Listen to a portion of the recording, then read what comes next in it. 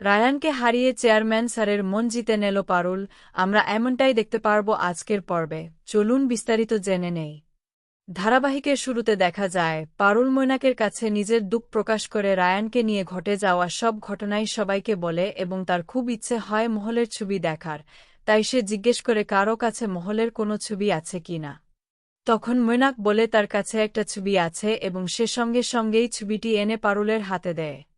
ছবি দেখে পারুল বুঝতে পারে এটা রায়ান আর মহলের ছোটবেলার ছবি, যেখানে মহলকে ঠিকভাবে চেনা যায় না এবং রায়ানকেও স্পষ্ট বোঝা যাচ্ছে না, কারণ এখন দুজনেই সম্পূর্ণ আলাদা। তখন পারুল বলে, ছোটবেলার ছবি দেখে কি কখনো ঠিকভাবে কাউকে চেনা যায়? ময়না বলে, তার কি করার আছে, বড়বেলার কোনো ছবি তার কাছে নেই, ছোটবেলার ছবি ছিল বলেই সেটাই সে রেখেছে। তখন ময়না ছবিটা দেখিয়ে বলে, এই ছবিতেই সে দেখেছে রায়ান ছোটবেলা থেকেই মহলকে বিয়ে করার জন্য উঠে পড়ে লেগেছিল, সেই কারণেই পিসিমনির নাচের স্কুল থেকে মালা এনে মহলকে পরিয়েছিল এবং দুজন মালা বদল করেছিল। এই ছবি তোলার পর বিষয়টা প্রিন্সিপালের কাছেও পৌঁছে গিয়েছিল। জেঠু আর সুমনের বাবা খুব বকাবকি করেছিল। তখন থেকেই সবার কাছে পরিষ্কার হয়ে যায় যে রায়ান ছোটবেলা থেকেই মহলকে ভালোবাসত এবং এখনও ভালোবাসে, তাই তাকেই বিয়ে করতে চায়। সেই কারণেই রায়ান মহলের জন্য একটা টান অনুভব করে যে তার জন্য যা ইচ্ছে তাই করতে পারে। কোনোদিনও পারুলের জন্য এমনটা করেনি, কিন্তু আজ মহলের জন্যই তাকে ঘর থেকে বের করে দিয়েছে। পারুল মনে মনে বলে, রায়ান বাইরে থেকে যতই ভালো মানুষ সাজুক, আসলে সে বদলায়নি, এখনও আগের মতোই আছে। দাদুর সামনে কিছু না বললেও এখন যদি সবাই মিলে ওকে চেপে ধরা না যায়, তাহলে সে জেদ ধরেই বসে থাকবে। পারুল আরও বলে, সে নিজে যা জেনেছে তা জেনেছে, কিন্তু যতক্ষণ না রায়ান তার সামনে সবটা স্বীকার করছে, ততক্ষণ সে মহলকে পাবে না। যেমন তাকে পেয়েও না পাওয়ার কষ্ট দিয়েছে, ঠিক তেমন কষ্টই এবার তাকেও সহ্য করতে হবে। সে আর রায়ানকে ছেড়ে দেবে না, কারণ পারুল চক্রবর্তী 1 ইঞ্চিও জমি ছাড়ার মানুষ নেয়। পরদিন সকাল হতেই পারুল আর রাজান অফিসে চলে যায়। রূপ তখন এসে সবাইকে একটা ইম্পর্ট্যান্ট নোটিশ দেয়। সে সবাইকে জানায় যে আজ শালিনী আসেনি, তাই আজ ওদের দুটো টিমকে একসঙ্গে কাজ করতে হবে। অফিসে তখন একজন বলে, এমনিতেই তো বাস নিয়ে আছি, আবার কি আসে কে জানে। তখন রূপ জানায়, চেয়ারম্যান স্যার আমাদের একটু আগেই জানিয়েছেন যে পিওর লাইফ কোম্পানি একটা নতুন প্রোডাক্ট লঞ্চ করতে চলেছে, আর সেই প্রোডাক্টটা হলো ফেয়ারনেস ক্রিম। এই ফেয়ারনেস ক্রিমের জন্য তোমাদের একটা ভালো ট্যাগলাইন আমাদের জানাতে হবে।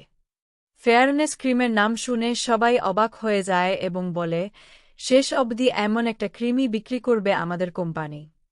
রূপ আরও জানায়, আমাদের যে রাইভাল টিম আছে তারা জানুয়ারিতে একটা ফ্রেশ ক্রিম লঞ্চ করতে যাচ্ছে, তাই চেয়ারম্যান স্যার বলেছেন ডিসেম্বরের 20-র মধ্যেই এই ফেয়ারনেস ক্রিমটা লঞ্চ করতে হবে। আজকের মধ্যেই তোমাদের এই ফেয়ারনেস ক্রিমের ট্যাগলাইন আমাদের জানাতে হবে। আমাদের হাতে মাত্র 3 ঘন্টা সময় আছে। চেয়ারম্যান স্যার আর একটু পরে চলে আসবেন, আর সেলস ডিপার্টমেন্টের সবাইও এখানে আসবে। তোমরা এখন থেকেই কাজ করা শুরু করো। এরপর রূপ রায়ানকে বলে, আমি কিন্তু তোমার কাছ থেকে বেস্ট আশা করে আছি। রাজান বলে, আমি আমার বেস্ট ট্রাই করব। তারপর ধ্রুবতারা পাওলিকে বলে, হাল ছাড়লে কিন্তু চলবে না। আগের বারে তোমার আইডিয়াটা খুব একটা কাজ করেনি ঠিকই, কিন্তু এটা একটা নতুন অপরচুনিটি, নিজেকে প্রমাণ করার সুযোগ।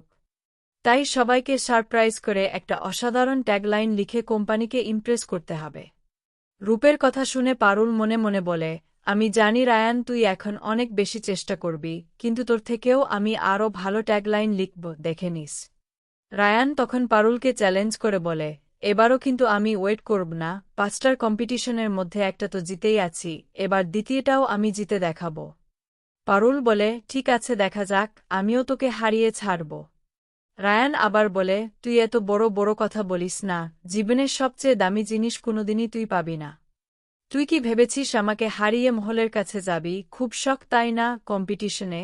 এবার শুধু দেখ আমি তোকে কিভাবে হারাই। আমি ধূমকেতু, আমি কাউকে ভয় পাই না, যাকে হারাতে চাই তাকে হারাবি, আর তোকে হারিয়ে আমি যা পাওয়ার সেটা পেয়েই ছাড়ব। তারপর পারুল কাজে বসে যায়। তখন রায়ানকে লেখালেখি শুরু করতে দেখে মনে মনে বলে যে ও তো আগেই লেখা শুরু করে দিয়েছে। পারুল নিজেকে চ্যালেঞ্জ করে ভাবে যে মহলকে কিছুতেই জিততে দেবে না, তাই রায়ানের থেকেও ভালো ট্যাগলাইন লিখতেই হবে। কিন্তু সমস্যাটা হয় ফেয়ারনেস ক্রিম নিয়ে, কারণ এই বিষয়টা পারুল কখনো ভাবতেও পারেনি। শুধুমাত্র গায়ের রঙের জন্য নেপালের সঙ্গে কত সমস্যা হয়েছে, মা বাবাকে কত অপমান সহ্য করতে হয়েছে, এমনকি পার্টির বিয়েও ভেঙে গেছে। তাই কোনোভাবেই সে ফেয়ারনেস ক্রিমের জন্য ট্যাগলাইন ভাবতে পারে না, এমনকি প্রমোশন করতেও চায় না। এদিকে রায়ান লিখতে লিখতেই হঠাৎ পাওলির দিকে তাকিয়ে দেখে পারুল চুপ করে বসে আছে, কিছুই লিখছে না, শুধু এদিক ওদিক তাকাচ্ছে।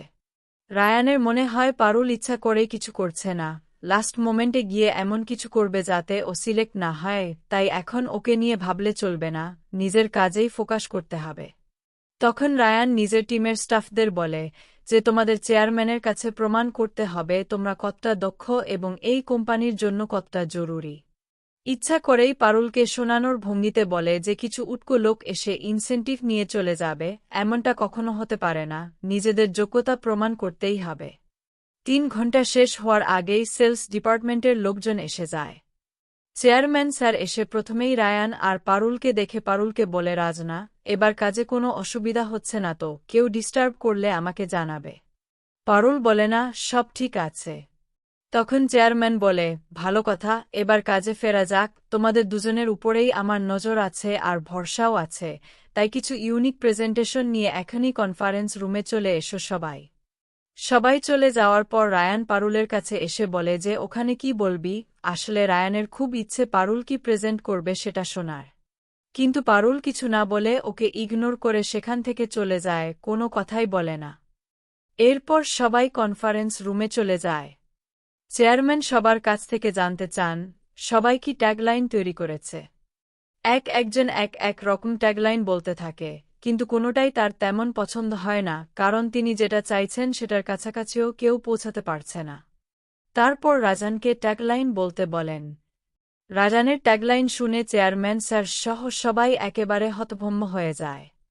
ট্যাগলাইনটা চেয়ারম্যানের খুবই ভালো লাগে এবং তিনি খুশি হয়ে রায়ানকে প্রশংসা করেন। রাজান মনে মনে ধরে নেয় এবার পারুলকে সে হারিয়ে দিয়েছে। চেয়ারম্যান রায়ানকে বলেন, ট্যাগলাইনটা খুব সুন্দর হয়েছে, সফট আর হার্ড দুই দিকই আছে, একেবারে পারফেক্ট। এরপর চেয়ারম্যান পারুলকে বলেন, তুমি তোমার ট্যাগলাইনটা বলো। শিরিন মনে মনে ভাবে, পারুল যেন না যেতে, নেইলে আবার আমাদের মাথায় চড়ে বসবে। তখন পারুল সবার সামনে বলে, স্যার আমার ট্যাগলাইন হল ফেয়ারনেস ক্রিম বজট। এই কথা শুনে সবাই হতভম্ব হয়ে যায়। চেয়ারম্যান বলেন, তোমাকে তো ফেয়ারনেস ক্রিমের ট্যাগলাইন বলতে বলা হয়েছিল, প্রোডাক্ট তুলে দিতে বলা হয়নি, তুমি কি প্রপারলি প্রমোশন করতে জানো না। পারুল শান্তভাবে বলে, স্যার ক্রিম মেখে ফর্সা হওয়া এই ধারণাটাই সবচেয়ে বড় মিথ্যে। তখন চেয়ারম্যান আরও অবাক হয়ে যায় এবং বলে, আমরা এতদিন ধরে প্রোডাক্ট লঞ্চ করার কথা ভাবছি, আর তুমি সেই প্রোডাক্ট নিয়ে এত নেতিবাচক কথা বলছো কেন। এরপর পারুল প্রজেক্টরে দেখায় শুধুমাত্র গায়ের রনের জন্য কত মেয়েকে অপমান, নির্যাতন আর ট্রোলের শিকার হতে হয়, এমনকি অনেক মেয়ে আত্মহত্যার পথও বেছে নেয়। সামলা মেয়েদের সমাজে ছোট করে দেখা হয়, আর আজকের দিনে দাঁড়িয়ে সব জেনেও যদি এত বড় কোম্পানি হয়ে আমরা ফেয়ারনেস ক্রিম প্রমোট করি, তাহলে সেটার মানে দাঁড়ায় সামলা মেয়েদের মনে গেঁথে দেওয়া যে তারা ভালো নেয়। এই কথার মধ্য দিয়েই আজকের পর্বের আপডেট শেষ হয়, দেখা হবে আগামী পর্বের আপডেটের সঙ্গে।